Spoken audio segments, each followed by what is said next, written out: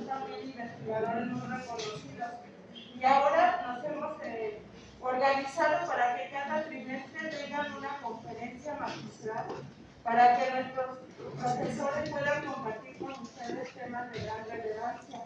Ustedes como alumnos tienen una educación formal que responde a los programas de estudio que siguen, pero ustedes ya son universitarios y ya son adultos. Tienen que también enterarse e informarse de lo que está pasando en nuestro país, y de eso nos encargamos los investigadores, de estar especializándonos en ciertos temas. Hoy tienen uno de nuestros profesores distinguidos de la universidad con una gran trayectoria, y ahora, bueno, la presentación más formal la va a hacer la doctora Abigail, que es la coordinadora de administración, pero me da mucho gusto que también tenemos a nuestros alumnos de economía, pero también tenemos a nuestros alumnos de administración. Hay alumnos de administración, de economía, profesores de administración y de economía. Y esto que nos viene a compartir el doctor Rosso es muy relevante, porque nosotros debemos estar enterados qué pasa en nuestro país y qué es lo que estamos viviendo. Y eso es lo que los está formando, ¿no? Más allá de las aulas, tenemos que ser unos, están dando el paso hacia la edad adulta, ustedes ya son mayores de edad, hay que formarnos y hay que saber qué está pasando en nuestra realidad. Y creo que estos espacios son de gran oportunidad. Cuando termine la conferencia, ustedes van a poder preguntar las dudas que tengan. Entonces, pues muchas gracias por su asistencia, y yo le doy el tiempo a la doctora Abigail Rodríguez, coordinadora de la licenciatura en Economía, porque ella va a conducir esta conferencia, y le doy la bienvenida y le agradezco al doctor Carlos Rosso que aceptó dar esta conferencia. Buenos días. Muy buenos días a todas y todos. Agradezco las palabras de la doctora Graciela Carrillo, jefa del Departamento de Producción Económica. Por supuesto, muchas gracias a todas y a todos ustedes por estar aquí con nosotros el día de hoy. Tengo el placer de compartir este espacio y presentar muy brevemente una semblanza muy breve del doctor Carlos Rosso Bernal. El doctor Carlos Rosso es profesor de la Universidad Autónoma Metropolitana, Unidad Xochimilco, desde 1975, y se ha especializado en temas de economía internacional.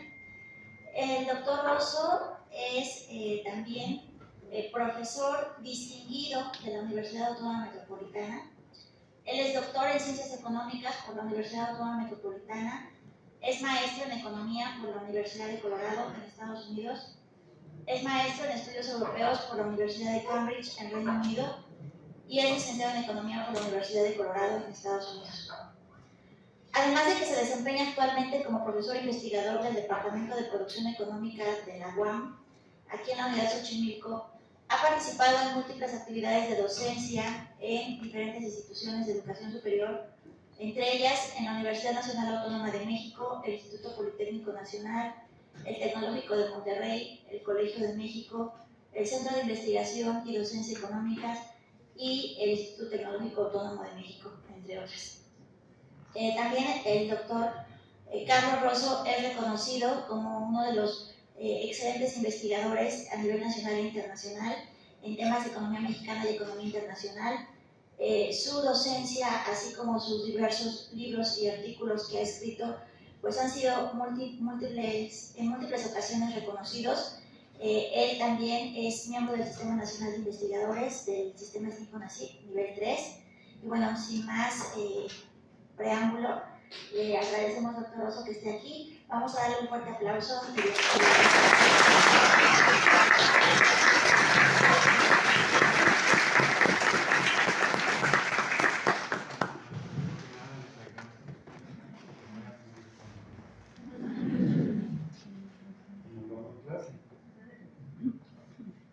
Bien.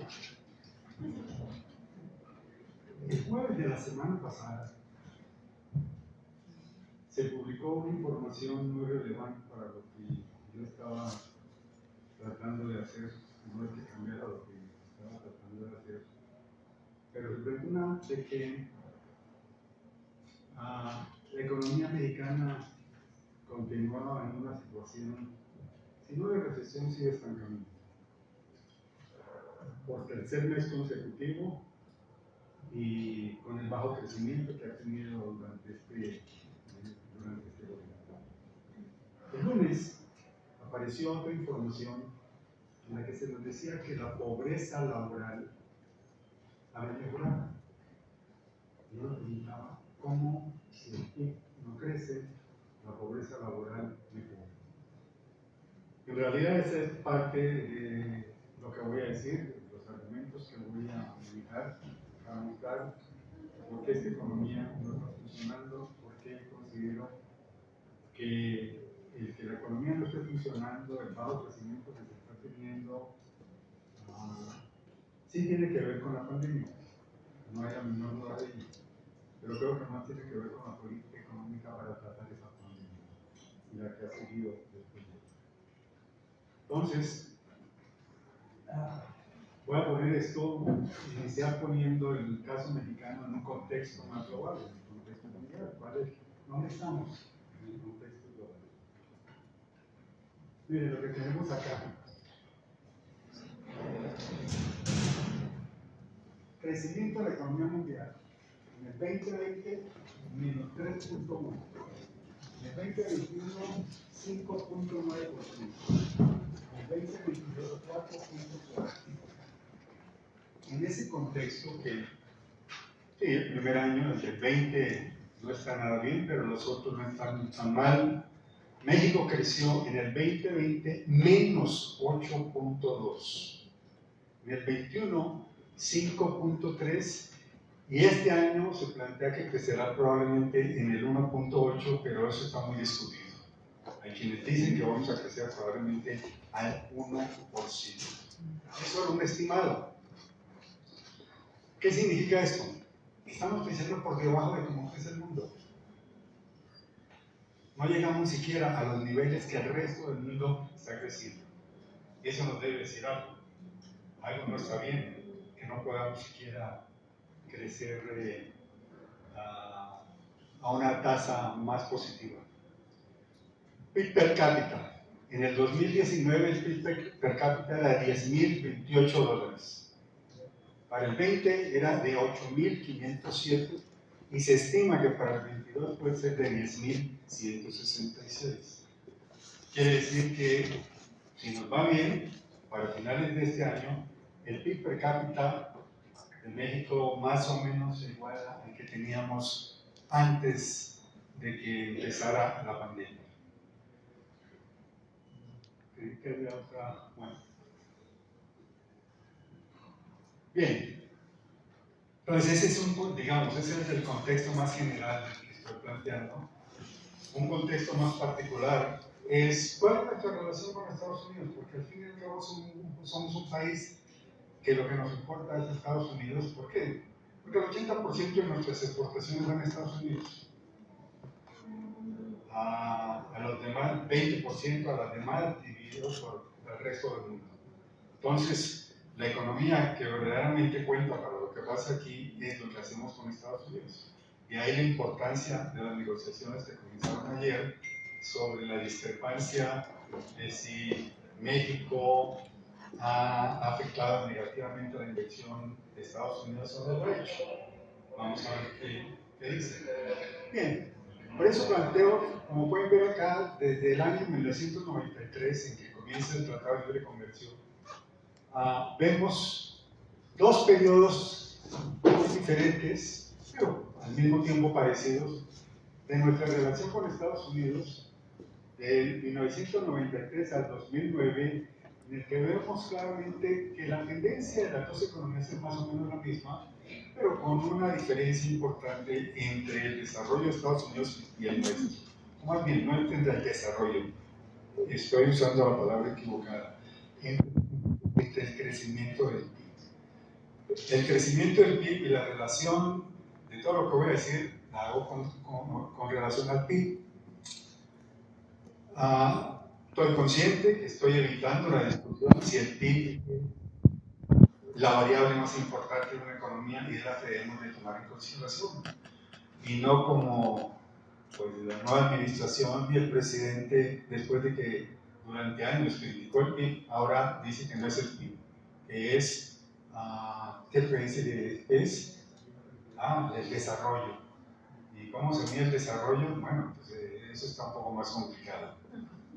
Entonces es más difícil de decir si está bien o está mal. Pero bueno, el segundo periodo del 2009, ahora, como pueden ver, sigue siendo muy parecido en términos de la relación que tienen las dos economías, aunque la de Estados Unidos crece un poco más y México menos, y en la crisis en particular vemos la caída tan significativa que a partir del año 2016, y particularmente del 18-19, sufre.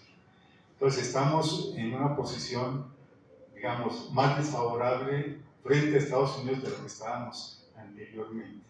Como pueden ver, y creo que es uno de los elementos que me gustaría enfatizar, la pendiente de estas dos tendencias es hacia la baja. ¿Qué quiere decir? Que en el largo plazo las dos economías están perdiendo fuerza. No, podríamos decir también, podría argumentarse, señor presidente, podría argumentar eso, que entre más crecemos, entre más grande es nuestro PIB, pues la tasa de crecimiento probablemente es menos, lo cual puede ser correcto. Pero el punto fundamental que me parece a mí es como a lo largo del tiempo las dos economías van en una situación de reducción de su crecimiento. ¿Es eso bueno o es malo? Ya diría el versículo, no es. En el caso particular de México, aquí tenemos como desde 2018, año antes de que entrara el gobierno actual, ya estábamos en una baja tendencia de crecimiento, ya teníamos una crecimiento, pero desde el 2019 todo va para abajo, todo se mantiene hasta el 21 y bueno, tenemos tres trimestres positivos y después volvemos a caer y acá seguimos cayendo. Decía yo al principio, el INEGI nos acaba de informar que probablemente este año no vamos a crecer más del 1,2. Hay quien dice que el 1,8, pero todavía faltan varios meses para que eso ocurra. Esto tiene que ver mucho con otro problema que tenemos aquí, que tienen en Estados Unidos, que es el problema de la inflación, que lo veremos en su momento. Entonces, lo que estoy planteando es cómo ya llevamos un rato bastante largo, todos los años de ese sexenio, con un crecimiento muy bajo. Como dije anteriormente, no hay la menor duda que parte de ello tiene que ver con la pandemia. Sin embargo, sin lugar a dudas. ¿Qué parte tiene la administración actual? En una parte. Y para mí, una parte importante. Fíjense, tenemos una desaceleración de la economía a pesar de todos estos elementos positivos. Uno que decir, a ver, ¿qué está pasando? Hay mayores disponibilidades de semiconductores. Sí, todos habrán oído de los chips, ¿verdad? No hay chips en el mundo. ¿Y por qué no hay chips en el mundo? Muy sencillo, porque antes de la pandemia había un solo país en el mundo que producía el 80% de los chips. Uno, Taiwán. Ahora ya muchos más países empezaron a producir, pero el problema no se resuelve. Pero más o menos hay más disponibilidad, lo cual querría decir que ese rompimiento en las cadenas globales de valor, pues de alguna manera se ha mejorado. No se ha eliminado, pero es un elemento que podemos considerar. Si eso está ocurriendo, si hay más producción que requiere chips, ¿por qué lo recibimos? Normalización del transporte marítimo. Todavía hay problemas con el transporte marítimo. No sé si lo sepan, pero durante la pandemia hubo un problema muy fuerte porque los trabajadores en los puertos no querían trabajar y como no querían trabajar, los barcos no podían descargar y como no podían descargar, se hacían colas infinitas en el mar esperando poder descargar. Eso ya se resolvió, pero ya hay menos problema. El sector automotriz en México pasó de funcionar del 60% al 90% de la pandemia en el periodo de ahora. O sea, está produciendo más, está funcionando mejor. Hay una recuperación del consumo. la menor duda de ello. Entonces vemos qué pasa con ese consumo. Mayores niveles de empleo, también incremento de las remesas, sobre todo este punto fundamental. Y después hablamos de ello. Menor intensidad de la pandemia del coronavirus. Todos estos son elementos positivos que uno podría pensar que nos deberían de llevar a un crecimiento mayor. Pues no, claro bien. Estamos, de hecho, en la parte más última, en los últimos semestres están hacia la baja y la expectativa es que siga bajando y la expectativa es que en el año, bueno, lleguemos al 1% y no sabemos qué va a pasar después, puede pasar, regresar a ser negativa.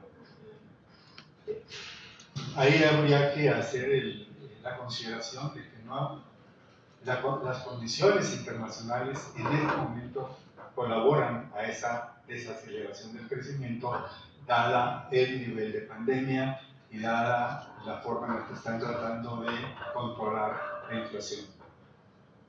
Bien, esto nos lleva al hecho de que la economía mexicana se encuentra al nivel de 2017, otros dicen que de 2019, y todavía estamos muy asustados.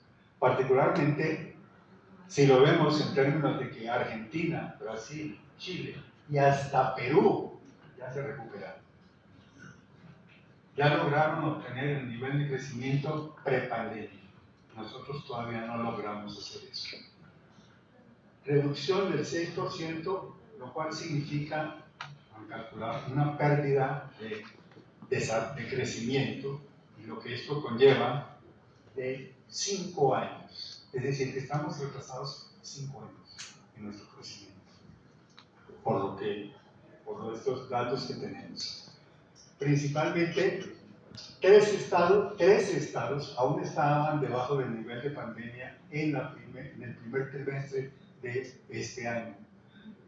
Campeche, Ciudad de México y Veracruz, los peores clasificados, los que están en peor condición del país. México significa que una recuperación anémica e incompleta, y muy incompleta. ¿Cuáles son las expectativas de crecimiento? Si creciéramos al 2%, en el 2023 y 2024, o sea, los 2 años que le faltan al señor presidente López Obrador, el crecimiento promedio de la economía mexicana sería de 0.3%, lo cual significa que en el sexenio, en los 6 años del sexenio, hemos crecido 1.6%. Nivel muy por debajo del 2.4% que tuvimos desde que se abrió la economía. Desde que México se abrió a principios de los años 80 hasta el año 2018, la economía había crecido a una tasa promedio del 2.4. Una tasa muy, pero muy criticada por el actual presidente. Siempre criticó una baja tasa de crecimiento.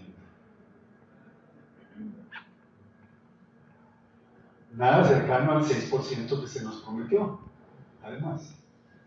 Y que obviamente, para que llegáramos a un nivel mejor, pues tendríamos que crecer a tasas imposibles de tener en los próximos 2 años. Bien. Todo esto que estoy planteando, pues estoy planteando en términos un tanto negativos. Claro, aquí hay algo positivo, y esto es interesante. Empleo formal. Como pueden ver, hay un pequeño. Hay una tendencia de crecimiento lento, pero hay crecimiento. Tenemos en este momento casi 60 millones de personas, 59 están oficialmente planteando que están empleadas en el país. Y esto es positivo. Y entonces, ¿por qué Carlos Rosa está diciendo que con un empleo de ese tamaño la economía no está funcionando? ¿Será porque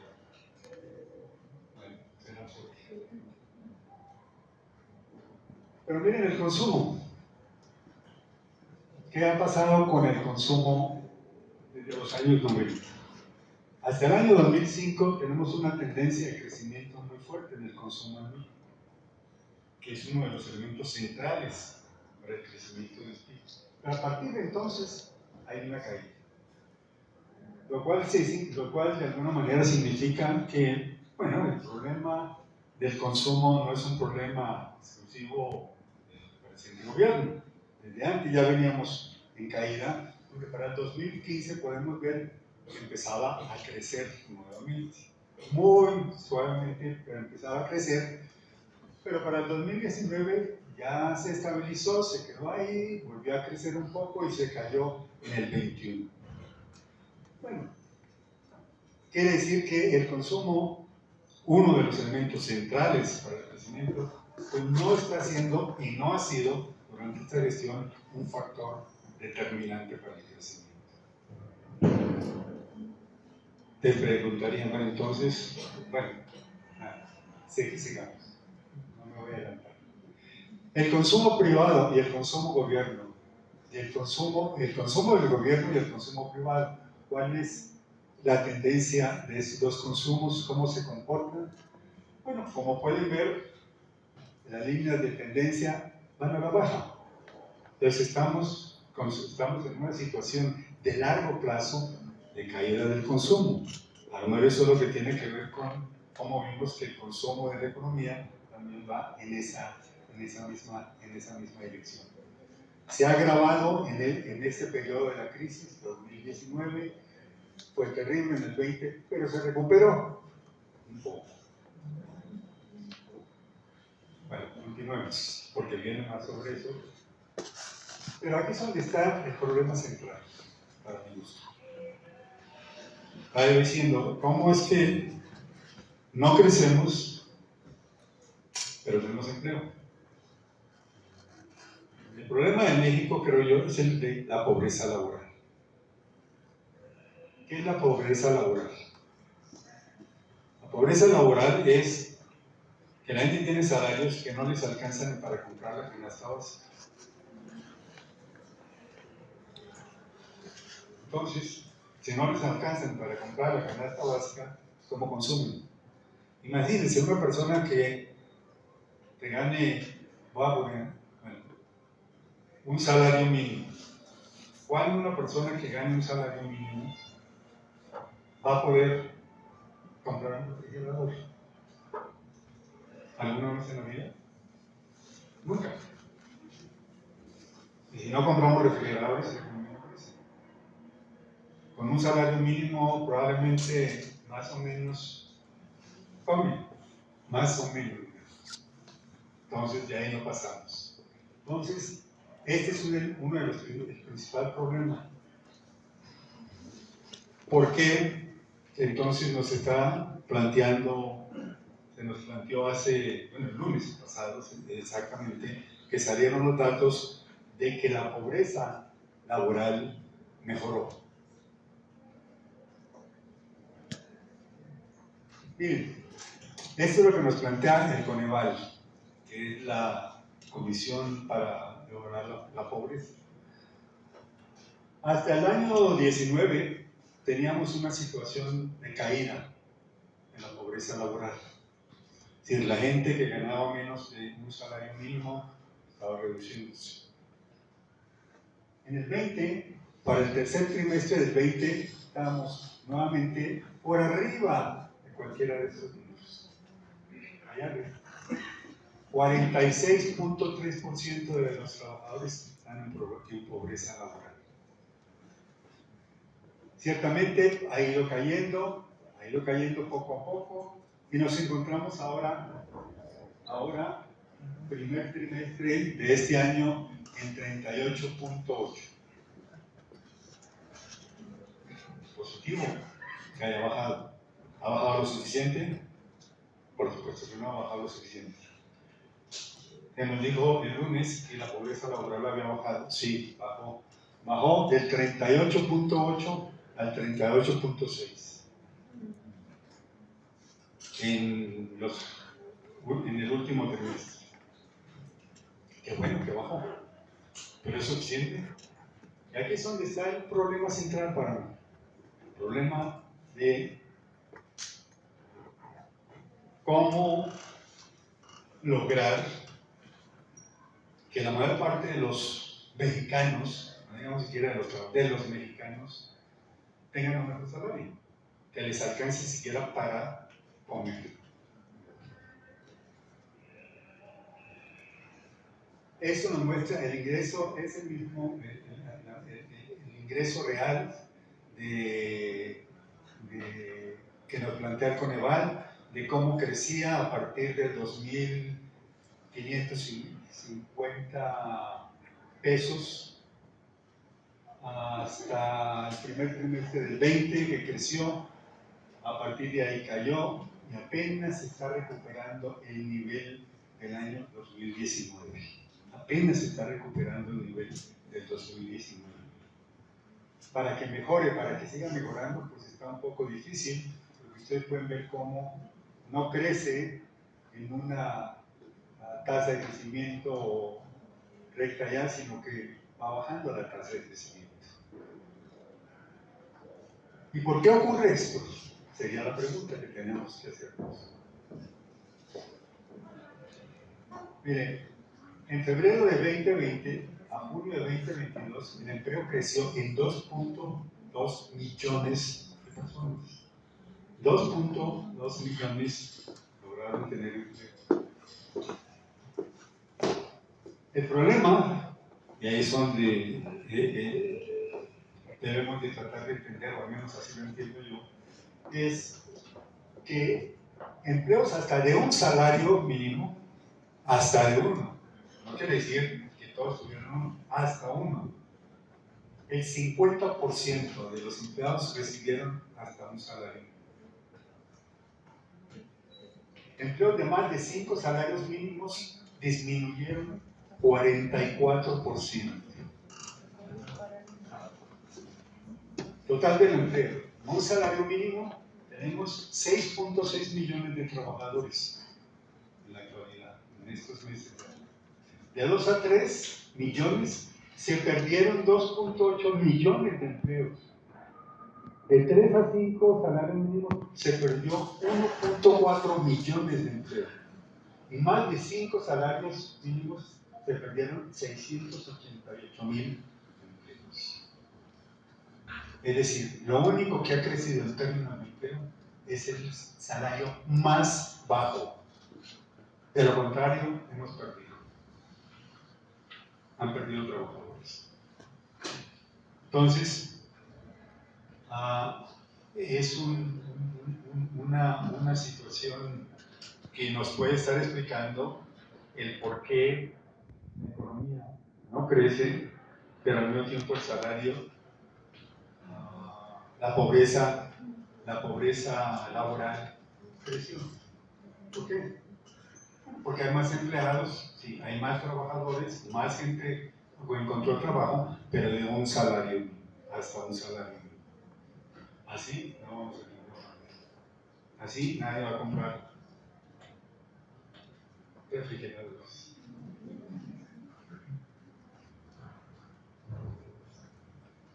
Fíjense, encontré este reporte anual de bienestar financiero que dirigen unas empresas financieras. Dice que el 10% de los trabajos mexicanos tienen bienestar financiero. No es que las situaciones financieras de los trabajos. Gente que se siente contento con su trabajo y que tiene un nivel adecuado. 10% de los trabajos 41% de los trabajos destinan de 20 a 50% de su dinero a pagar deudas. 19 dedican más del 50% de su salario. Estamos pensando en gente que se gana un salario mínimo. Bueno, no digo que todos los que están endeudados están en este nivel, pero también más de este nivel. Mayor uso de tarjetas de crédito, mayor en 2022 mayor uso desde 2017. En este año es el año en el que más se ha usado la tarjeta de crédito. La gente tiene que recurrir a la tarjeta de crédito porque de otra manera no tiene. Pero tenemos otro factor que afecta muy positivamente a la economía mexicana: remesas. Las remesas son las que han permitido que el consumo de alguna manera suba. Por eso el señor presidente se pone tan feliz cuando habla de remesas, como si fuera algo que es un poder, cuando lo que debería hacer era ponerse a llorar, porque no tiene nada que ver, todo lo contrario, tiene que ver con que la gente se está yendo. Y supongo que todos ustedes saben, lo han visto en las noticias, aunque entiendo que los alumnos no leen el periódico ni leen muchas noticias, pero en los últimos años la mayor cantidad de migrantes a Estados Unidos que pasan ilegalmente a los Estados Unidos son mexicanos. Cuando hace unos cuantos años ya no existía movimiento de mexicanos hacia Estados Unidos, se había parado totalmente. No había mexicanos y ya iban a Estados Unidos. Ahora son miles de miles los que están pasando. No creo que es porque la economía está muy bien, ¿no? Bien. La reforma de la subcontratación, el outsourcing, que tanto ruido se hizo, que iba a beneficiar a los trabajadores. Bueno, estos son los resultados que he visto. 43% de las empresas reconocen que aumentó la carga administrativa. Aumenta la carga administrativa significa que aumenta el costo de la producción para las empresas. El Instituto Mexicano del Seguro Social dice que 700,000 trabajadores tuvieron rebajas salariales cuando las empresas buscaron reducir costos como consecuencia de la reforma de subcontratación. En los 11 primeros meses de la reforma, 900,000 pasaron a la informalidad. Antes estaban trabajando, casi 1,000,000 de gentes dejó de trabajar. Se fue al desempleo o a la informalidad. Se mantienen las malas prácticas, no se reporta el 100% del salario al IMSS, al Infonavit o al Infonavit.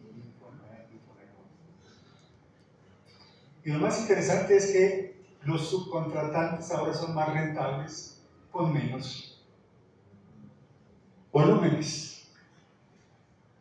Están ganando más, aunque tienen menos gente para subcontratar. Muy interesante. ¿Cómo lo están haciendo? No sé exactamente, no vamos a entrar en ese tema en este momento. Bueno, esto nos dice entonces que a junio del 22, el mes pasado, al final del primer semestre de este año, lo que tenemos es una distribución salarial que se ha deteriorado por una mayor informalidad y por la caída de los salarios en los diferentes niveles. La población no económicamente activa en este momento es de más de 2 millones de personas en el país. Una tasa de desocupación del 4.1, un punto porcentual por debajo de la media histórica. Que aún con esto, con estos niveles de empleo que se han generado en los últimos, después de la pandemia, aún así no llegamos a una situación mejor que antes de la pandemia. Bien. Entonces, ¿cuál es lo que podríamos plantear como alguna conclusión? Bueno, que uno de los problemas centrales de este país, y el por qué no cree, está en el problema del empleo. Y en el problema del tipo de empleo que se da en este país y que no ha mejorado. No es algo que tengamos claro, no es algo que hay solo que sobra, era algo que ya venía de antes. Entonces, ¿por qué le echamos la culpa? No, yo no le estoy echando la culpa, simplemente le estoy echando la culpa o le estoy planteando que no ha resuelto ese problema que perdió el negocio. Tan sencillo como eso. Eso sí va a acabar, esa situación de bajo salario, ¿no? ¿Qué pasa con el gasto público? Aquí tenemos en azul, es el monto, en rojo, tasa de crecimiento. Como siempre los economistas tenemos que ver las cosas. No es suficiente verla en términos monetarios. Siempre crece, como vemos, 19, 21, 22, ha crecido. Y crecía, ha venido creciendo desde hace tiempos. Pero a partir del año 2015, la tasa de crecimiento se reduce. Es decir, se tienen más ingresos en términos monetarios, pero menos ingresos en términos de crecimiento de tasa de crecimiento. Bueno, ahí la pregunta es, bueno, si eso está pasando, ¿cómo se compensa? Podría uno decir, bueno, mejor uso de los recursos. ¿Dónde se utilizan los recursos? Y el punto central que haría yo aquí es que no es un problema de falta de ingresos, porque la recaudación de ingresos, eso es una tarea que hay que aceptar que esta administración ha mejorado a partir de cobrarle a más gente, a partir de evitar el no pago y no quisiera decir la persecución, porque tienen toda la razón en hacer que la gente pague impuestos. Hacer que la gente pague impuestos no es una persecución, es un deber, es una obligación de todos nosotros. Bien. Pero mire lo que pasa aquí, gasto interno. Va en caída, no desde ahora, desde antes. Pero obviamente que en 18, 19, 20, el gasto, la tasa de crecimiento del gasto es significativamente más baja. Podemos ver que el monto del gasto mismo se ha reducido. Entonces, ¿qué es lo que estamos viendo? Un ingreso que crece, pero un gasto del gobierno que baja. Particularmente, si lo vemos,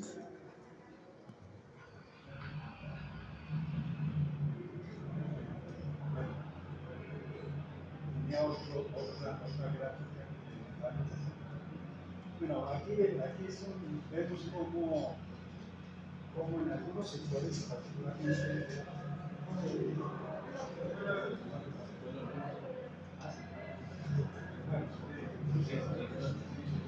sectores productivos y no a sectores de servicios o sectores que no contribuyen a la formación bruta de capital, hace que la economía no crezca, hace que no se genere empleo y hace que no mejoren los salarios.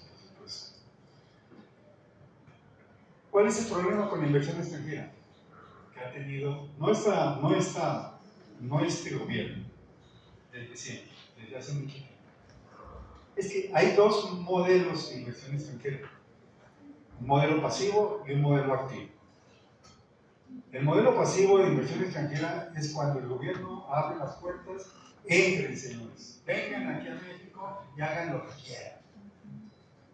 Las empresas que quieran, en el sector que quieran, vengan y por favor, vengan. No me interesa que lo hacen. La política activa de inversión extranjera es invito a sectores que me interesa que vengan y le doy facilidades a sectores que me van a crear empleo, que van a facilitar tecnología, por ejemplo. Sectores que, ¿en función de qué? Bueno, en función del plan de desarrollo del gobierno. ¿Qué quiero hacer? ¿Qué es lo que pretendo en este sector? En este año, en este sexenio, ¿cómo contribuyo al mejoramiento de la economía? Bueno, pues en estos sectores voy a trabajar. Entonces en esos sectores voy a indicar la inversión extranjera. Y no que venga a hacer lo que quiera, sino con ciertas condiciones. Fíjense lo que ha pasado aquí con la inversión extranjera, pero ya no la inversión extranjera que produce formación de capital, sino la inversión de cartera. Y lo que pasa es que la inversión de cartera, que vino en grandes cantidades durante los años del 2015 al 2018, del 2012 al 2018, con gran cantidad de inversión extranjera, de cartera. Pero ya con este gobierno ha salido del país 11.8 mil millones de dólares.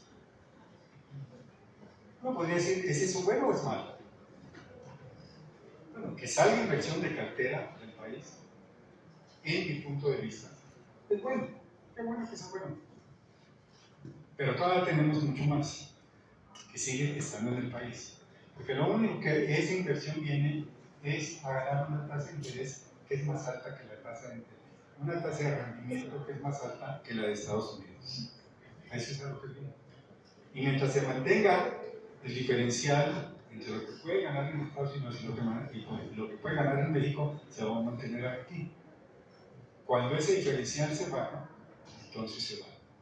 En un momento hago otra observación al respecto, que es muy relevante.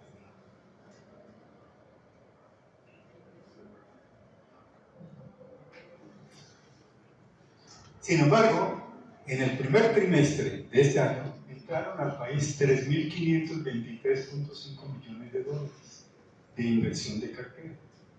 Esa que viene, que hace, compra bonos, compra CETES, compra documentos del gobierno, y se queda esperando que le den un rendimiento. El diferencial de rendimiento entre Estados Unidos y México quiere decir que continúa siendo muy atractivo. Es decir, que tenemos una tasa, un diferencial de la tasa de interés entre Estados Unidos y México todavía muy alto, que hace que los capitales se vengan a México. Lo cual ya no ocurre en otras economías, que inclusive llegaron a tener diferenciales más altos durante este periodo, pero que ya lo bajaron. Otro elemento que es importante en esto, que digo aquí, factor determinante de la política monetaria. Voy a decir lo que algunos pensarían es una barrabasada total. Pero bueno, esto, tener este capital aquí es lo que nos está haciendo que no tengamos una política monetaria propia. ¿Y por qué no tenemos una política monetaria propia? Porque tenemos que mantener el diferencial entre lo que ganan allá y lo que ganan acá. Si no mantenemos ese diferencial, entonces los capitales se van.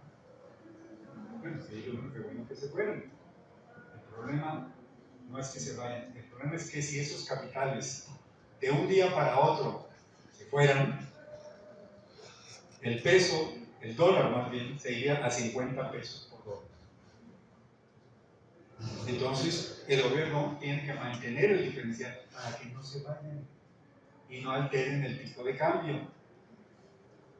Entonces, cuando ellos quieren irse, pues se van.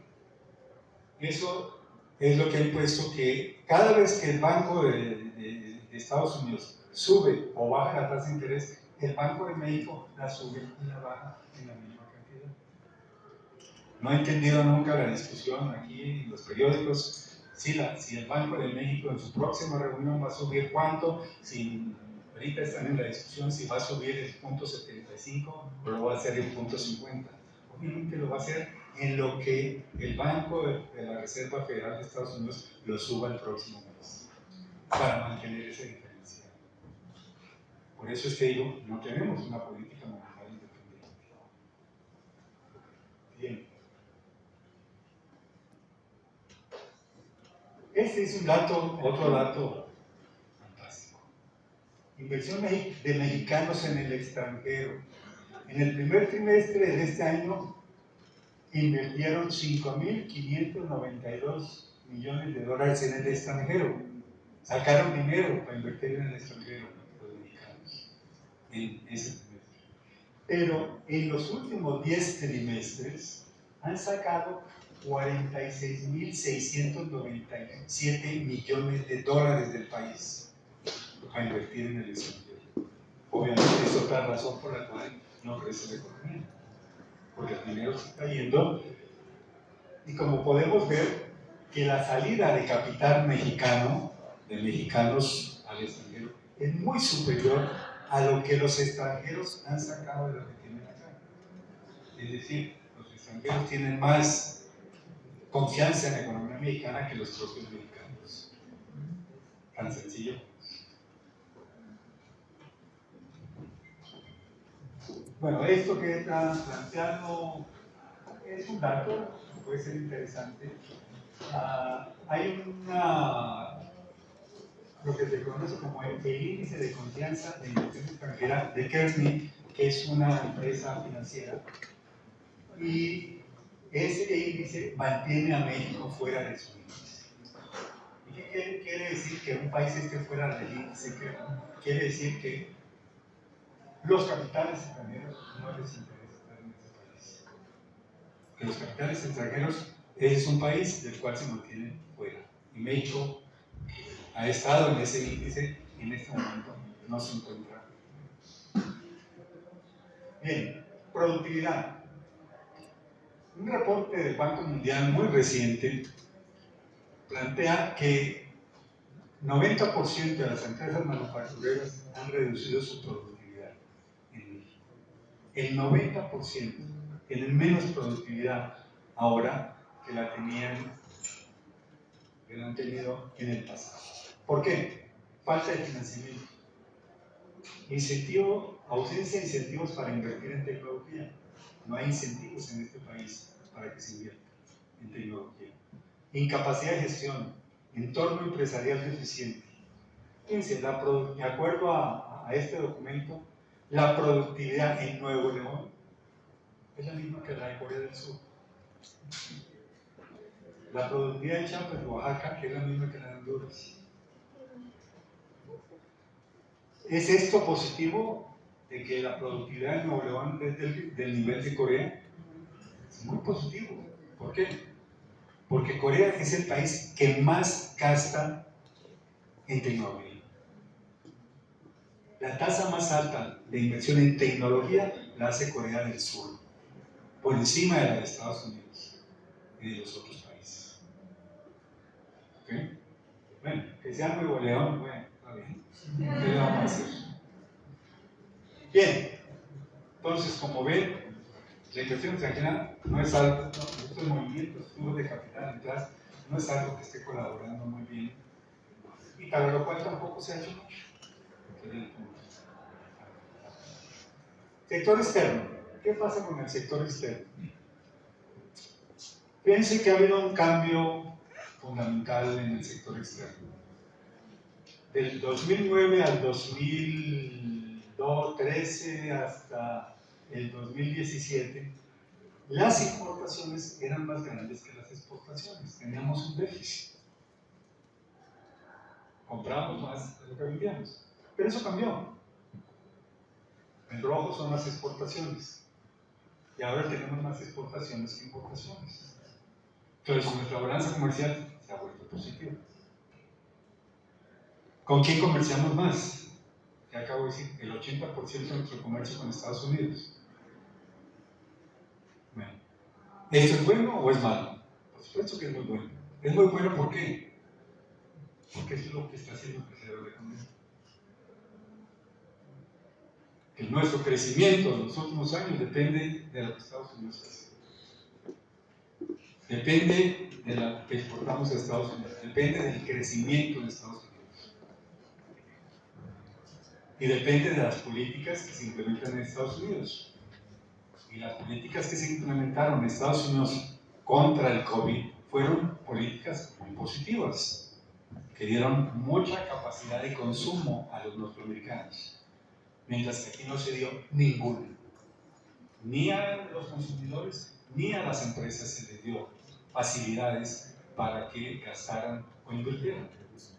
Entonces, el elemento central, a mi entender, la forma que yo veo las cosas, es el sector externo el que nos tiene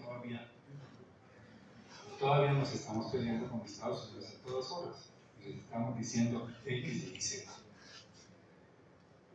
Lo cual, sin embargo, también las exportaciones y las importaciones presentan una tasa de crecimiento. No estamos, digamos, incrementando la capacidad de exportación, por el contrario. Es otra variable más, con una tendencia hacia abajo. Cuando estas tendencias que he mostrado deben de ir hacia arriba, para que la economía creciera más rápido. Exportaciones totales es lo que acabo de decir. Siguiente. Esto es un dato muy interesante. Fíjense, ¿qué quiere decir? México, país exportador de petróleo, en un momento fue una potencia petrolera, vivían prácticamente del petróleo. Y resulta que ahora las importaciones, que el déficit, la balanza comercial petrolera, está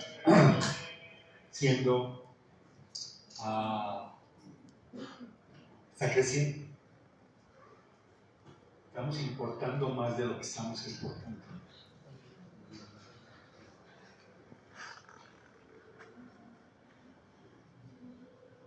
Entonces tiene uno que preguntarse, ¿tiene sentido que se esté gastando en Pemex lo que se está gastando? ¿Tiene sentido seguir gastando dinero en mantenernos en el petróleo? Uno podría decir, bueno, pues es que ahí lo tenemos, ¿no? Lo vamos a perder.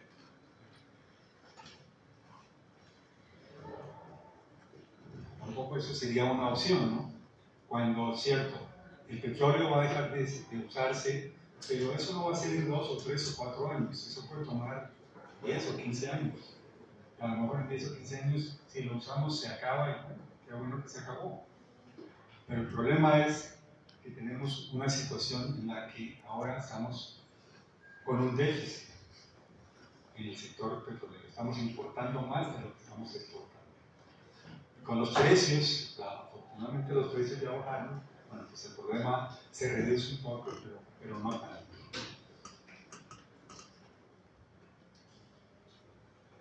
Déficit comercial. Siempre hemos tenido un déficit comercial, mejoró un poco en el año 2016, pero ahí sigue creciendo el déficit comercial. Es decir, nuestra economía, si no produce internamente, pues menos va a producir para la exportación, es lo que podemos pensar. Entonces, si no resolvemos el problema interno, tampoco vamos a poder resolver el problema externo de una cuenta negativa en nuestra relación con el exterior.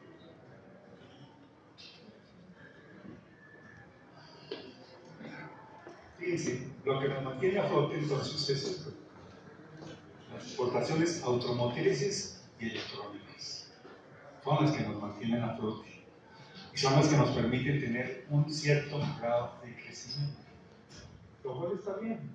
No estoy diciendo que eso está mal, pero no podemos depender de uno o dos sectores. Y uno o dos sectores fundamentalmente de inversión extranjera directa. No son los sectores de inversión nacional los que están contribuyendo, todo lo contrario, esos sectores, algunos de ellos, contribuyen al déficit, ¿no? Miren, un problema muy grave en este momento, el problema del maíz. México no tiene maíz,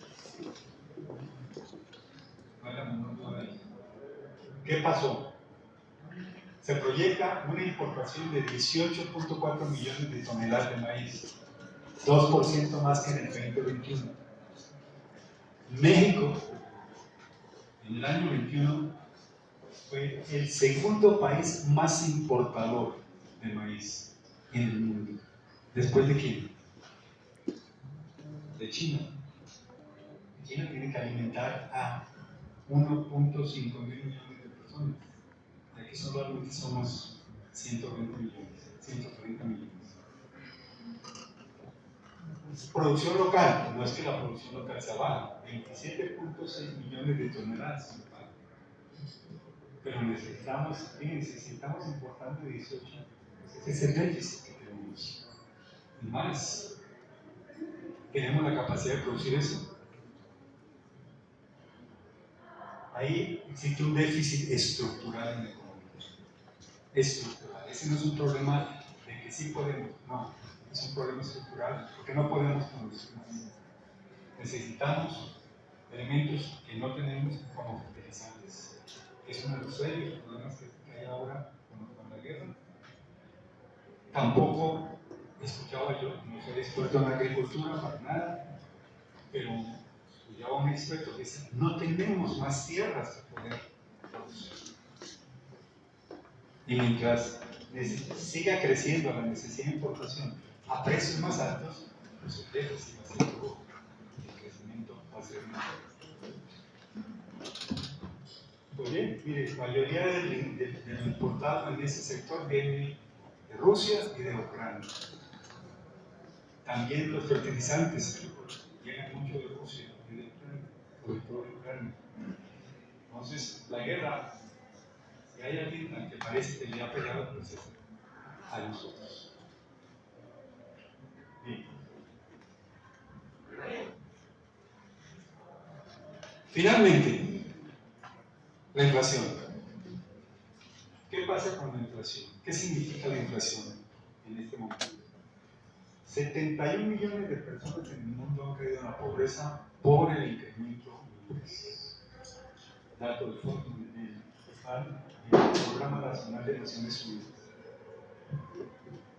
Es un problema económico global.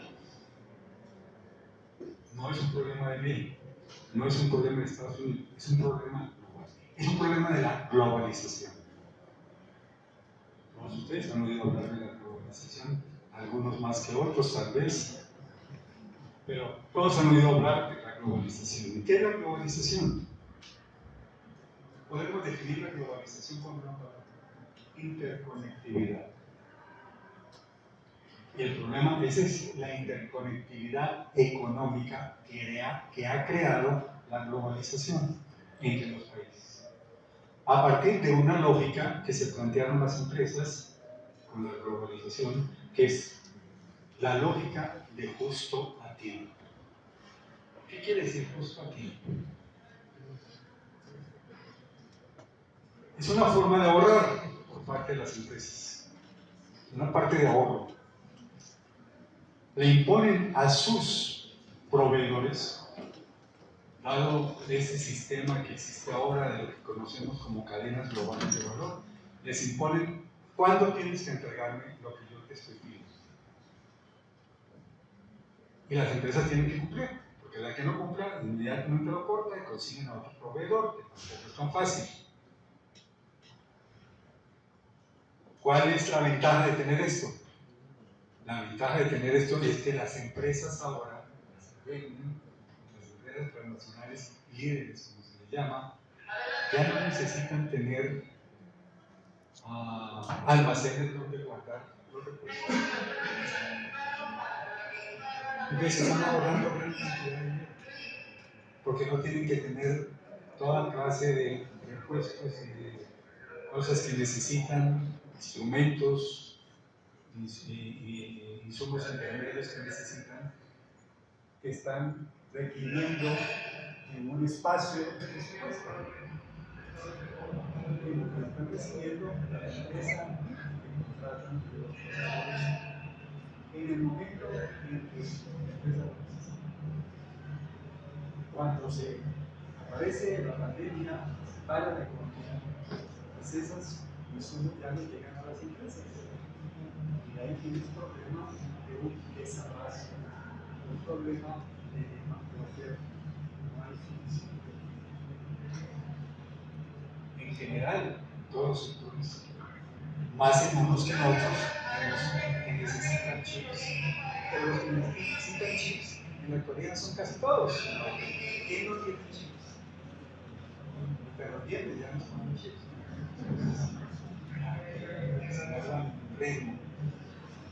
Entonces, ese, digamos, que es uno de los primeros de los elementos principales. Y esto ha implicado un problema clásico en alimentos y en energía. Dos tipos de productos indispensables, no podemos estar sin ellos. Si dijéramos, este problema fueron los automóviles, que subieron mucho el precio, no compramos el automóvil. Pero a ver, ¿quién se atreve a no comprar alimentos? O a no comprar energéticos, a no tener luz.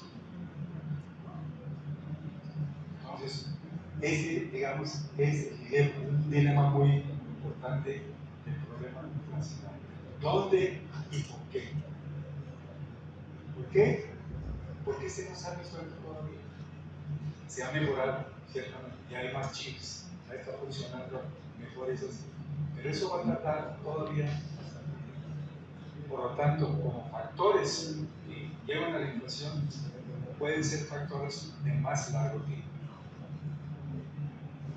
Caso de México, Índice Nacional de Precios al Consumidor 7.99, cuando escribí esto, creo que la dice que ya estamos por arriba del 8. Todos los días nos están dando muy buenas noticias en estos términos. El más alto desde el 1998, todavía más alto. El índice subyacente 7.49, más alto desde diciembre de 2020. Alimentos procesados, sin embargo, están a 12%. Pero todos los días cambian. Esta es una cosa que está cambiando. La balanza no subyacente está en 9.47. ¿Cuál es la diferencia entre uno y otro? Subyacente es las cosas que casi no cambian. Y no subyacentes son las cosas que son muy volátiles en sus precios. Pues obviamente que es más elevado. Pero si miramos la inflación en términos de sectores, pues la cosa no pinta nada bien. Agropecuarios ha llegado a 15% de la inflación, gasolina 7.29%, alimentos procesados 13%, bienes intermedios 13%. La expectativa en diciembre es de que sea de 8.4%. Creo que va a ser mucho más si ya estamos por arriba del 8%. O sea que la expectativa en México en términos de crecimiento no es una expectativa positiva. Va a seguir la inflación, porque la inflación no es un problema exclusivamente en México, es un problema global, como se plantea. Es un problema fundamentalmente en nuestra relación con Estados Unidos. Y si estamos importando tantas cosas, tantos bienes de Estados Unidos, pues la inflación viene en esos bienes. Entonces, planteo un escenario catastrófico, porque tenemos una inflación acompañado de un bajo nivel de crecimiento y en descenso, una menor demanda y el otro elemento que la inflación en general no ha tenido en el pasado, dependencia en movimientos financieros. ¿Qué quiere decir eso? Que es un factor, lo financiero está jugando ahorita un papel por esos cambios en la tasa de interés tan grande que están teniendo. Están teniendo un efecto sobre los flujos financieros. Entre más alta sea la tasa de interés, más especulación, pero también menos inversión. Entonces tiene un efecto significativo estos movimientos. Inflación post-pandemia muy diferente a inflación de la década de los años 80. Aquí, mensualmente. ¿Okay?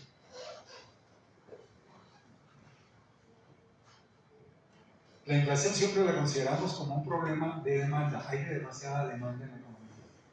Tradicionalmente hablamos de la inflación como algo que ocurre porque el gobierno genera mucho dinero.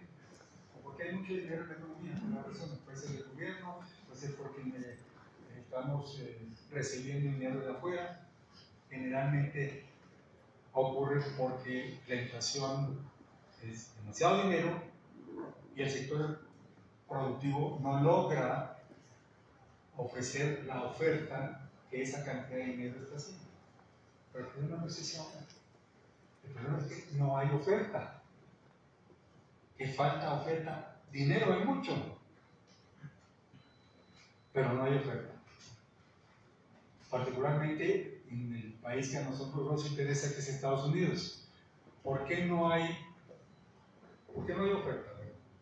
Antes lo he planteado porque dependen mucho de los insumos que vienen de otra parte, de Asia fundamentalmente, y que no están llegando. ¿Y por qué es un problema? Pero obviamente que también funciona la demanda.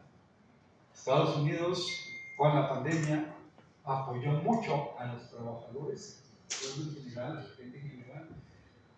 Les dieron dinero para pagar la renta, les incrementaron los montos de desempleo, les dieron una cantidad de dinero que la gente está gastando, que se quedó, que recibió, que pudo ahorrar, y con ese ahorro muchos trabajadores ahora no quieren trabajar y están gastándolo, y contribuye a la inflación. Pero el problema fundamental es un problema más de oferta, y esa no se puede resolver sencillamente. Tradicionalmente esa se resuelve ¿con qué? Con una tasa de interés alta que pone el Banco Central. Entonces, al poner una tasa de interés alta, las cosas suben de precio, la gente gasta su dinero, gasta menos porque el dinero vale menos. Pero ahora no es el problema. La gente tiene dinero, pero el problema es que no hay una respuesta adecuada del sector privado, ni en Estados Unidos, ni aquí en México. Tampoco en México. México. Bueno, la inflación en general, esto es aplicable a México, pero en general. Miren, todos los factores que podemos tomar en consideración del por qué la inflación sigue creciendo y por qué no es fácil acabar con ella. La resiliencia de las cadenas globales de valor justo aquí.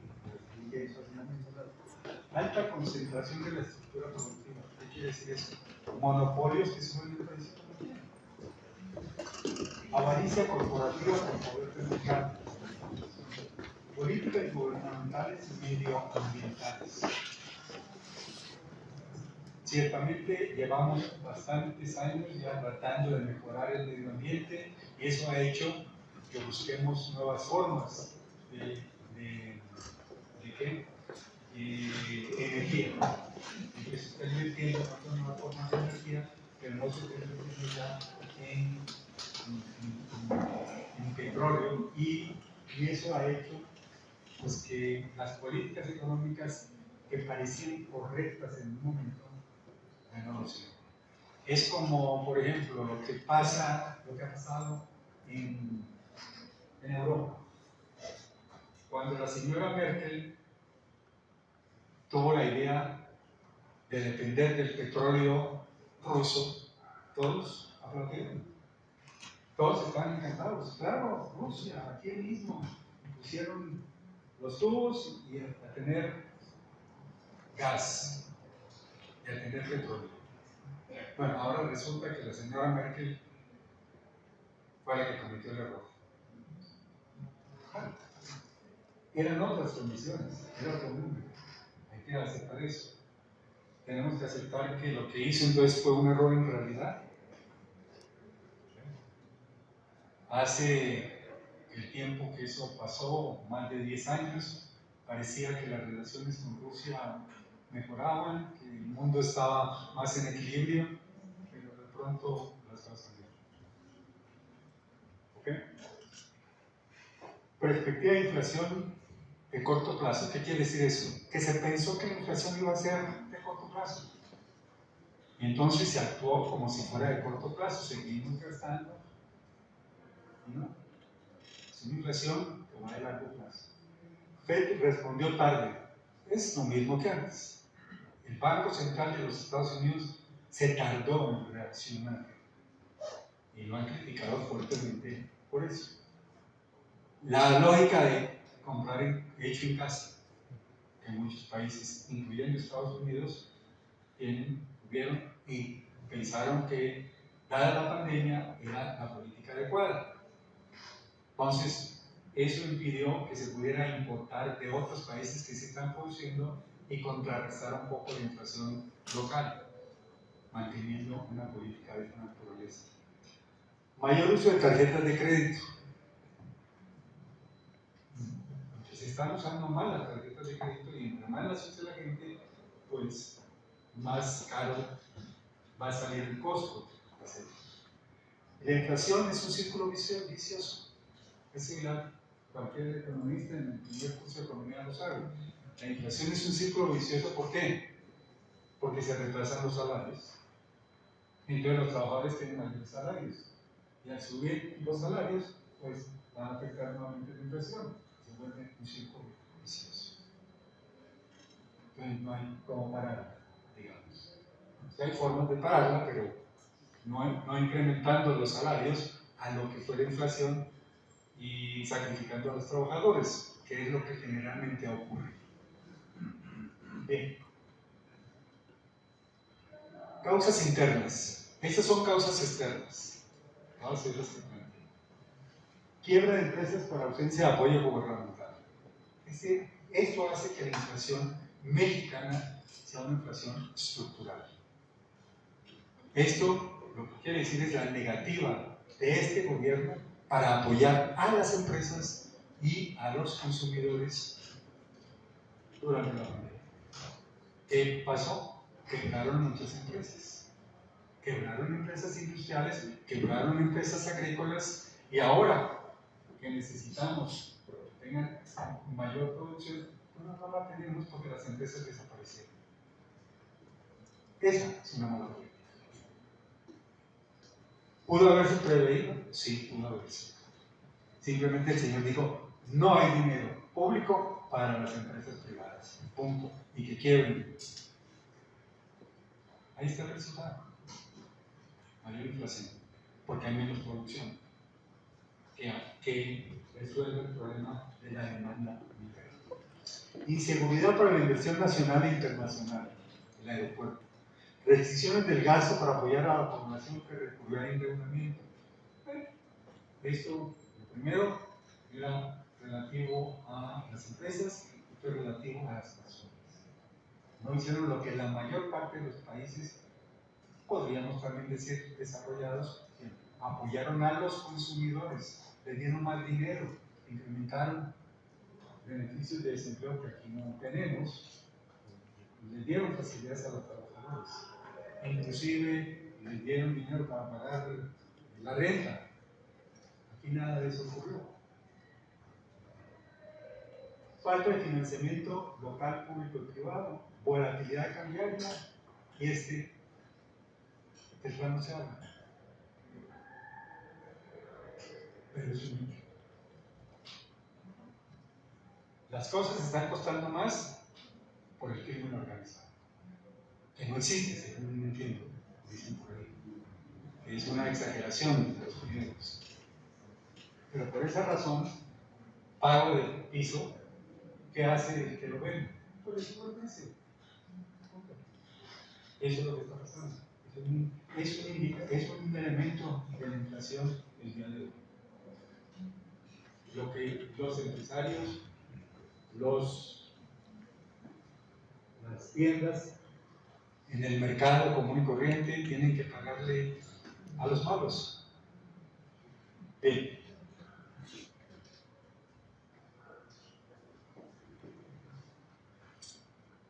¿Por qué es tan complicada la lucha antiinflacionaria?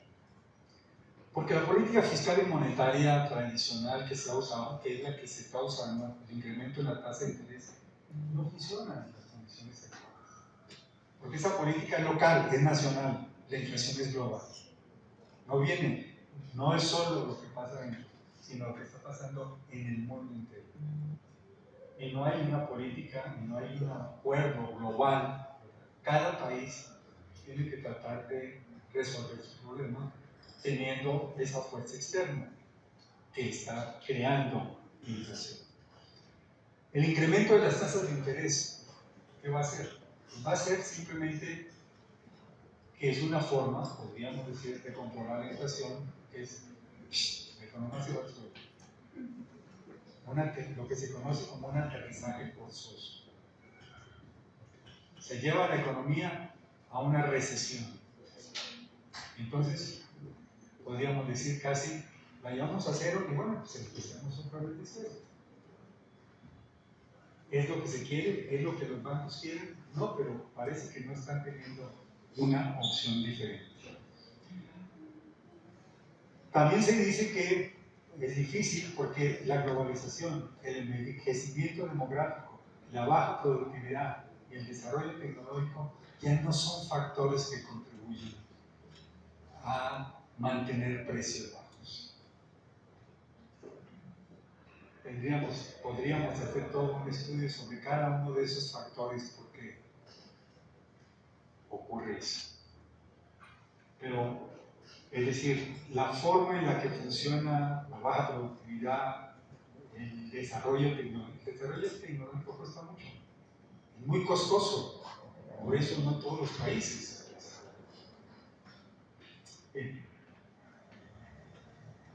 La inflación controlada produce expectativas del Pacífico. Bueno, pues, ¿qué es el Pacífico? Es el programa de López Obrador que ya mostraron que los 14 precios que se dijo que se iban a controlar, porque todo el mundo iba a colaborar, entonces, ¿es un plan de estabilización de precios a largo plazo o es un plan de reducción de precios? Lo cual nunca quedó claro. Se suponía que era un plan de reducción de precios, pero yo creo que en realidad es un plan de estabilización a más largo plazo. Cuando se está planteando como parte de este programa que lo que se necesita es que produzcan más, no se produce más maíz de un día para otro. Y no se produce más maíz cuando ya no se tienen tierras para producirlo. Como han argumentado algunos. Bien. Expectativas. La inflación no va a parar en el corto plazo. Un problema de largo plazo. ¿Por qué? Precios de los alimentos. Mucho depende de qué pasa con la guerra. ¿Se termina o no se termina? Si se terminara mañana, no van a poder generar más alimentos, trigo, maíz, fertilizantes de un día para otro. Tienen que reconstruir a ese país. No a Rusia, pero sí a Ucrania. Disrupciones en las cadenas de suministro. Continúan las disrupciones. ¿Okay? No están funcionando. Los fertilizantes, el petróleo, el gas continúan siendo demandados y por lo tanto su precio va a continuar subiendo. Para todos los males sería mundial. No es solo aquí en México, es en general. En una sequía, pues los rendimientos, por ejemplo, en alimentos se reducen porque la tierra no recibe suficiente incentivo para producir. Y por el otro lado, como no hay tanto en los países están tornándose proteccionistas. No lo voy a vender, no lo vendo, lo voy a guardar para mis habitantes. Entonces, negociaciones salariales, como decía, espiral inflacionaria, la ineficiencia laboral y el gran monopolio son cosas que no van a cambiar en el corto plazo. Entonces no podemos esperar que elementos que tienen un impacto en los precios cambien en el corto plazo y por lo tanto la inflación baja. Bien, conclusiones. Ya no los aburro más, nomás un momentito. ¿Qué es lo que estoy planteando? La economía no crece aunque crecen los empleos. Es paradójico, pero ya saben por qué, ¿no? Pobreza laboral. ¿De qué sirve generar? Bueno, no tengo que decir. Por supuesto que sirve generar empleos, aunque sean de bajo salario, pero no resuelven el problema del desempleo. Peor sería que la gente no recibiera nada, ¿no? Que no se emplearan. En lo que va desde la pandemia hasta ahora se han generado 6 millones de empleos de un salario. No que tengan ese un salario a que no lo tengan. Empleo carece de calidad, es lo que dice. Niveles de endeudamiento. Ya la población está endeudada, no puede endeudarse más. y con salarios de esta naturaleza menos.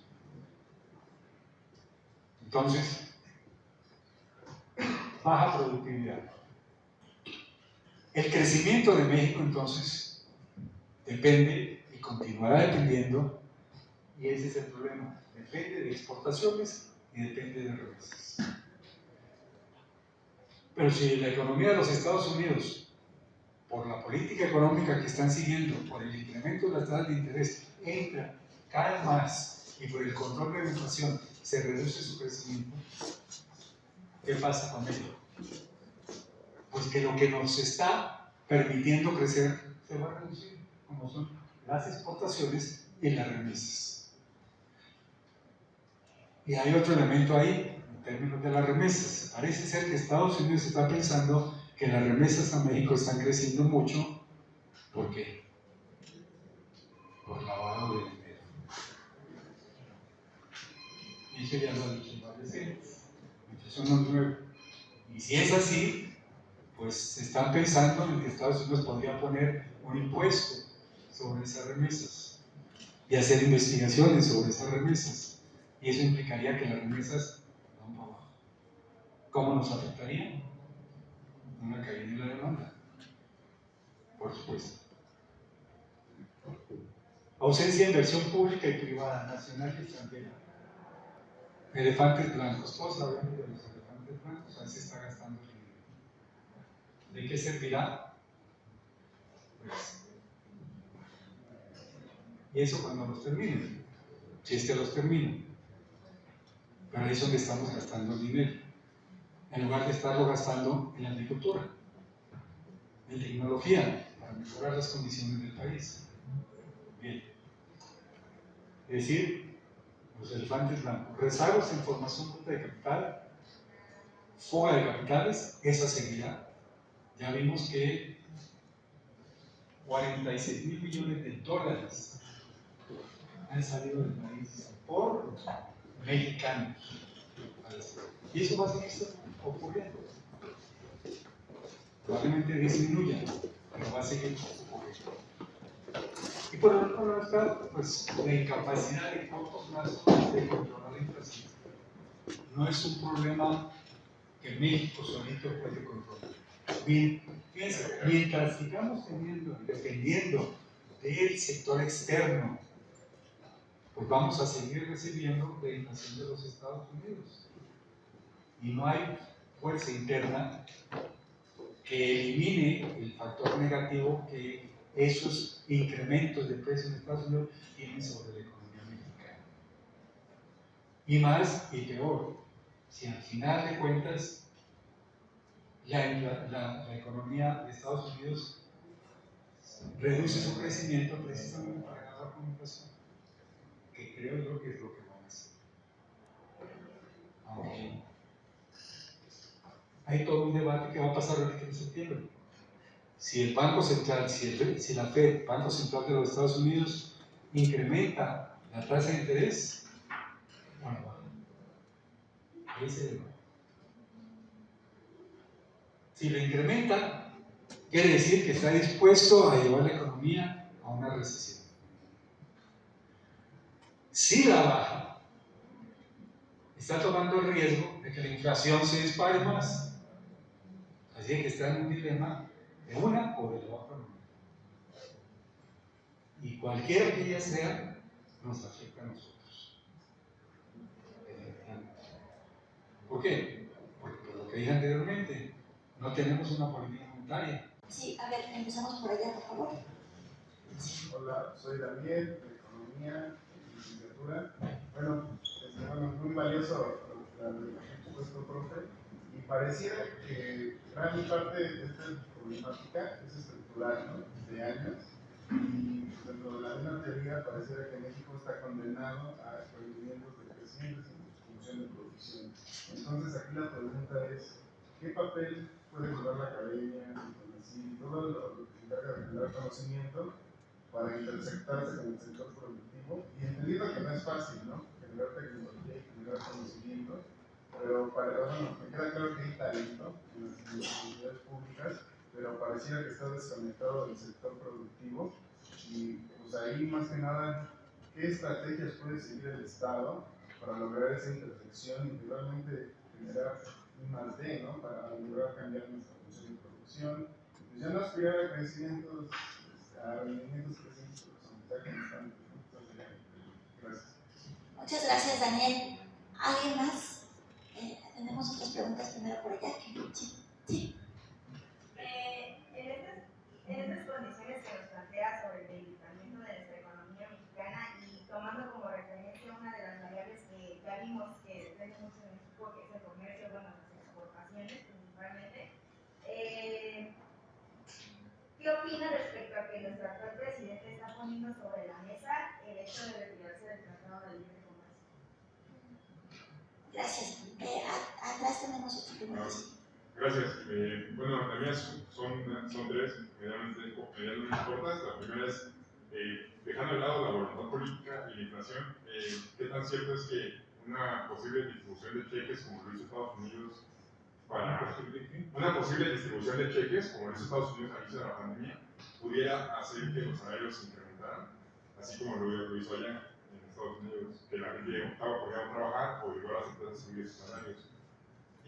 Las siguientes, pues, estamos ahorita platicando mi compañero y yo que, pues, es también a veces importante que el dinero se salga de México, ¿no? Porque significa que se invirtió en otros países, pero si era dinero mexicano, significa que va a regresar en algún punto. Y cuando regrese ese dinero, va a tener una tasa de rendimiento, pues, esperadamente positiva. Entonces significarían mayores ingresos para esa persona, ¿no? Es lo que estamos ahorita brevemente mencionando. Y finalmente, pues sobre, mencionaba al inicio el tema de las remesas, y en específico, pues, en algún momento leí algo sobre que, pues, había un incremento en las remesas, en específico porque China se había cerrado. Y sí, claramente es porque China se cerró y México tiene que exportar más hacia Estados Unidos. Pero también mencionaba que era porque pues, China, el gran productor de opioides, estaba siendo sustituido por México. Y es por eso que las remesas se están incrementando. De la de Estados Unidos, que permita salir a la economía mexicana del estancamiento. Y la segunda, el problema es que de la pobreza laboral, ¿cuál es la respuesta del Estado para reducirla? Si esto vendría en un incremento a los salarios mínimos, pero esto pues traería consigo problemas en la inflación, como lo que usted mencionaba de espiral inflacionaria. Entonces, esas serían las dos. Gracias. Vamos con una última pregunta. Acá creo que sí, a ver. Hola, Juan Rodríguez, Secretario de Economía. Es un poco de ayudar a mi compañero. Entendemos que la tasa de interés mexicana, y en general la política mexicana, está secuestrada por Estados Unidos en cierto punto. Secuestrada hasta cierto punto. Entonces, ¿cuál es el camino para eliminar este problema, para resolver esta situación? ¿Cierto? Gracias. Entonces, si nos ayuda, por favor, con estas preguntas. Bueno, empecemos por lo más fácil.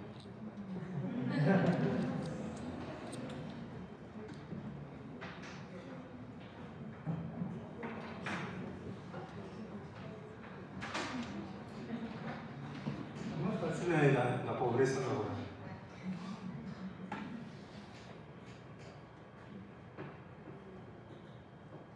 Mi postura puede ser equivocada, pero es mi postura.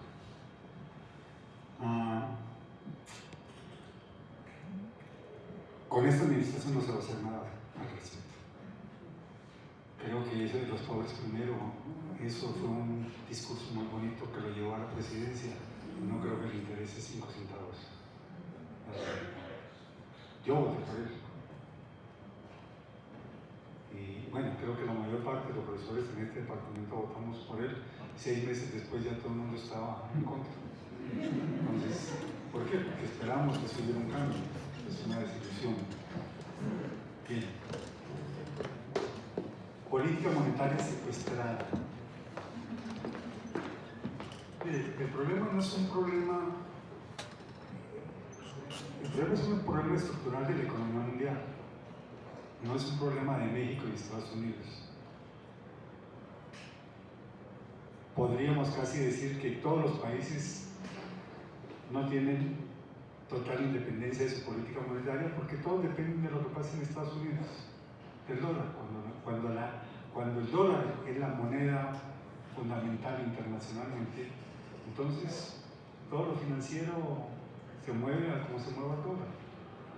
Estados Unidos se mueve a como le conviene a Estados Unidos. No va, bueno, no diría yo que no va a tomar en consideración el resto del mundo, porque sí lo ha tomado. Los años de la década anterior, la de finales del siglo pasado, fue una década en la que el Banco Central de los Estados Unidos fue muy cuidadoso en no alterar las condiciones, porque podría haber sido muy desastroso para el resto del mundo. No lo voy a explicar en detalle porque podría darles otra conferencia sobre eso, pero le invito a que lea el libro que escribió al respecto. ¿Okay? Entonces, sí, el problema de la política monetaria no es un secuestro de la política americana, es una imposición de cómo las finanzas funcionan sobre la base de lo que hace Estados Unidos y sobre la base del dólar. Entonces todos los demás países tienen que ajustarse a ello. Tan sencillo como eso.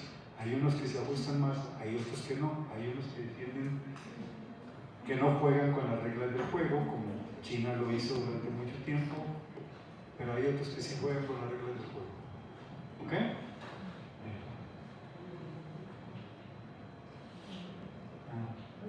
Distribución de cheques, lo que tengo aquí.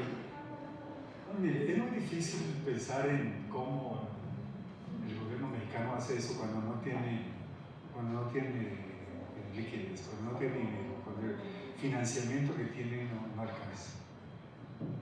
Otra cosa es el gobierno de Estados Unidos, que ha gastado más de lo que debió de haber gastado y que se convirtió en una de las causas de la inflación, un exceso de dinero en unas condiciones de oferta que no aguantaban ese dinero. Pero que México hiciera eso, bueno, es más difícil, aunque lo está haciendo. Al final, los programas de apoyo a los jóvenes, los programas de apoyo a los viejos, todo este dinero que se está dando, que no resuelve el problema de la pobreza, que no lo ha resuelto, que además, con toda la crítica que se ha hecho que este gobierno ha hecho al neoliberalismo, ese es un programa totalmente neoliberal. Un programa que comenzó Salinas de Gortari en su gestión. Salinas de Gortari comenzó con el programa Solidaridad, a regalar dinero a los pobres, por las mismas razones que López Obrador. ¿Y cuáles son las mismas razones? Porque empezó a repartir dinero a los pobres en aquellos municipios que no votaron por el PRI cuando él quedó presidente. ¿Para qué? Para que en la siguiente votación sí votaron por el PRI. Y está ocurriendo exactamente lo mismo. Y ha demostrado desde Salinas hasta el presidente que todos los gobiernos han mantenido esa entrega de dinero efectivo a los más pobres. Ha demostrado que no resuelve la pobreza. Puede que resuelve de alguna manera su necesidad de consumo. Vamos a aceptar. Pero resolver el problema de la pobreza, no lo resuelve. ¿Y hay una pregunta de cómo de alguna manera se resuelve ese problema, ¿no? Desde que estuve en Turquía hace algunos años, he planteado algo que vi allá que verdaderamente me impresionó. Fui a un congreso y después del congreso mi esposa y yo nos fuimos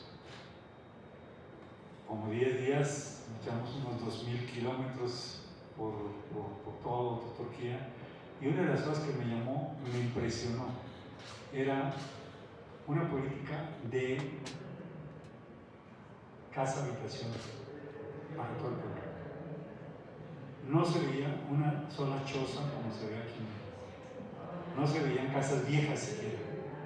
era una renovación de la casa habitación en el campo, en todas partes que fuimos. Era prácticamente la misma casa, con electricidad solar, todas con electricidad solar. Un programa colectivo de cambio. Para mí eso es lo que yo haría si tuviera la capacidad de ser presidente, pero no la tengo. Otra cosa que se tiene que hacer y que tampoco se ha hecho es el campo. ¿Cómo se incrementa un país que tiene de dónde, que quisiera producir más, mejorar las condiciones del campo, mejorar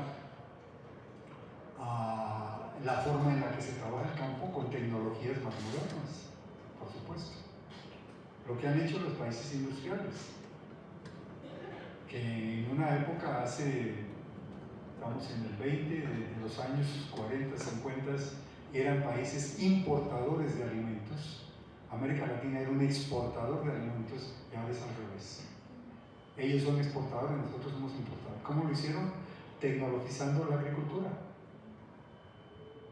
Y aquí seguimos con una agricultura, ya no tanto, pero todavía de dos animales, uno con 4 y otro con 2, que producen los alimentos que consumimos, cuando eso podría hacerse en una forma mucho más eficiente, como se hace en Europa, como se hace en Estados Unidos. Entonces creo que un programa de habitación generalizado y un programa de mejoramiento del campo fundamental y un programa, por supuesto, que ya no se va a hacer, de mejorar la educación, ¿no? Porque lo que va a suceder con la educación verdaderamente es terrible con la nueva Secretaría de Educación Pública. Pero bueno, yo sé que nunca voy a ni siquiera votar por ser presidente, entonces no sé si eso va a ocurrir. ¿Cuál es el papel de la academia? Miren, bueno, la academia es muy amplia y son muchas cosas la academia. Entonces hay academia que puede funcionar resolviendo problemas, ¿no? ¿Problemas de qué naturaleza? Bueno, medicina, ¿no? Resolver problemas de la población, yo creo que se puede hacer. Pero entonces me voy a referir más a los economistas y a los administradores, y en particular a los economistas, que es lo que yo hago y de lo que un poquito sé. ¿Qué hacemos los economistas? Pues lo que hacemos los economistas son dos cosas. Estudiamos lo que está pasando para apoyarlo o desaprobarlo en términos de si está siendo positivo o no positivo para la economía. Cuando el PRI estaba en el poder, el PRI se negó a que la academia tuviera un decir.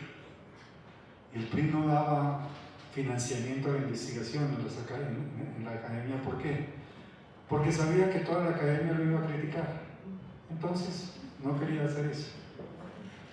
El que la academia participe más, tenga más financiamiento, sea más crítica en términos de las políticas por un tiempo, se lo demos al PAN, que fue el que permitió que el PAN participara, dio financiamiento para hacer investigación libre.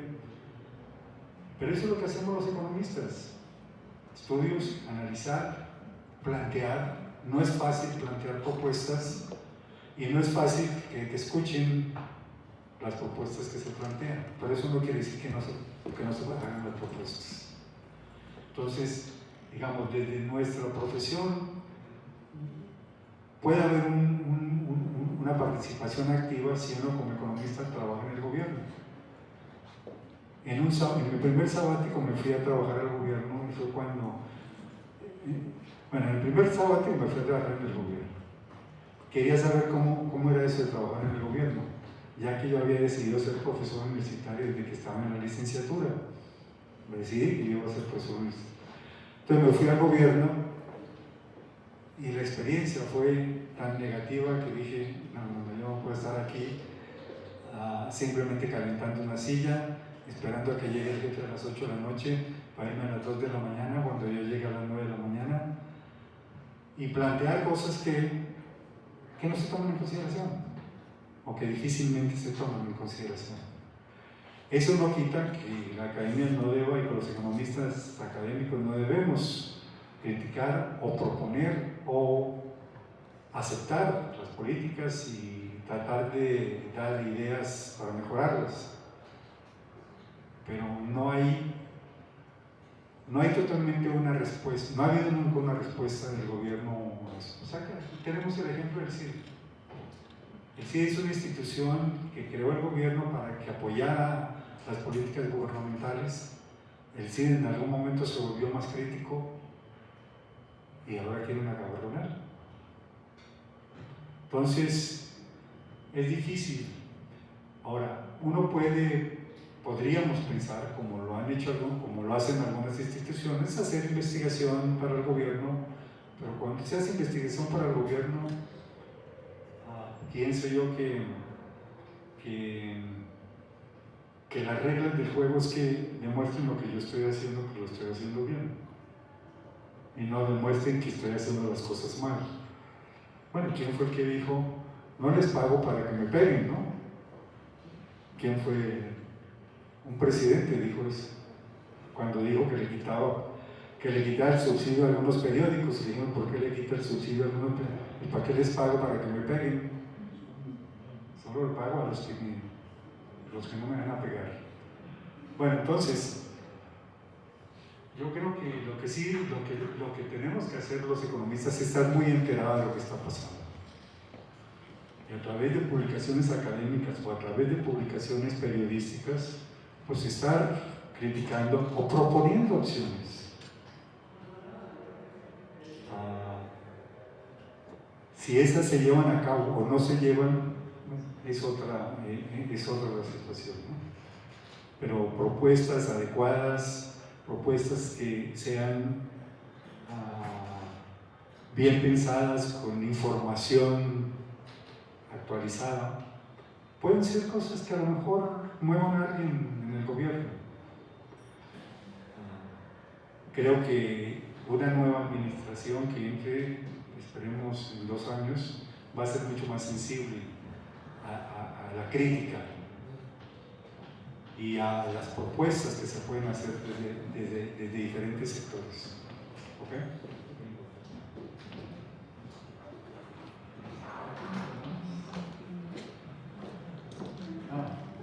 La última. No creo que el presidente se atreva a acabar con el tema. Estaría loco. Verdaderamente estaría fuera demostraría que está fuera de sus cabales. No creo que vaya a hacer eso.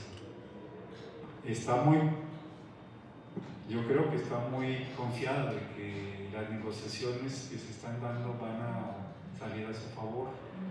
Yo creo que no. Pero que diga que va a acabar con el TEMEC sería verdaderamente una locura por lo que acabo de plantear. No lo digo porque piense que el TEMEC es la mejor solución para la economía mexicana, pero en este momento, como están las cosas, sería desastroso para la economía mexicana. Desastroso. En otras condiciones, en el que se hubiera mejorado, que hubiera más inversión, que la economía estuviera creciendo, que no dependiéramos tanto de Estados Unidos, a lo mejor no sería una mala idea tener mayor libertad de acción, o por lo menos tener mayor capacidad de imponer condiciones a la inversión extranjera que viene, que es lo que no se ha hecho. Es lo que hizo China, es lo que hizo Corea. Tomaron modelos muy propios, pero no quiere decir que no aceptaran la inversión extranjera si venía a funcionar en los términos que ellos ponían. Eso es lo que nosotros no hemos hecho. Entonces viene inversión que viene a producir exclusivamente para exportar a su país de origen, no para nosotros. No producen para nosotros, producen para los de allá. Entonces, sí, crean empleo. ¿Qué tanto empleo? Bueno, el sector automotriz, que es un sector más, uno de los sectores más importantes del país, tiene menos empleo ahora que lo tenía en el pasado. Claro, ¿por qué? Por una tecnología mucho más avanzada que tiene ahora.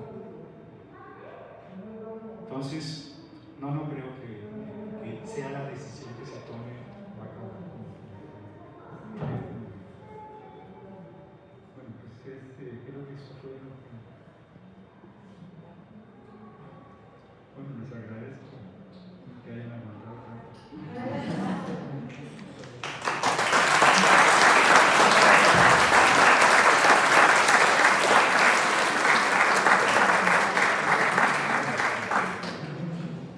Muchas gracias, pues seguramente quedaron también por ahí algunas otras preguntas, algunas cuestiones que nos puedan surgir. Vamos a subir la presentación a las redes sociales, tanto del Departamento de Producción Económica como de las coordinaciones de Administración y Economía. Igualmente está disponible en los correos del Departamento de las Coordinaciones por si quieren hacer llegar alguna otra pregunta al doctor, eso se los vamos a compartir. Muchísimas gracias por su asistencia. Eso es todo por hoy. Gracias. Gracias a todos.